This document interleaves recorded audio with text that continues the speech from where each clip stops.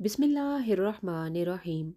हज़रत उमर बिन ख़त्ताब रज़ी अल्लाह अन्हो खिलाफत संभालने के बाद बैतुल माल में आए तो लोगों से पूछा कि हज़रत अबू बकर रज़ी अल्लाह अन्हो क्या क्या किया करते थे। तो लोगों ने बताया कि वो नमाज से फारिग होकर खाने का थोड़ा सा सामान लेकर एक तरफ को निकल जाया करते थे। आपने पूछा कि कहाँ जाते थे। लोगों ने बताया कि ये नहीं पता, बस इस तरफ को निकल जाते थे।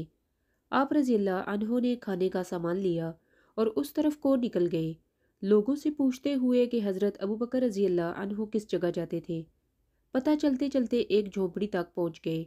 वहां जाकर देखा कि एक बूढ़ा आदमी दोनों आंखों से अंधा है और उसके मुंह पर फालके बने हुए हैं। उसने जब किसी के आने की आवाज़ सुनी तो बड़े गुस्से में बोला कि पिछले 3 दिन से कहाँ चले गए थे तुम। आप रज़ी अल्लाह अन्हो खामोश रहे और उसको खाना खिलाना शुरू किया।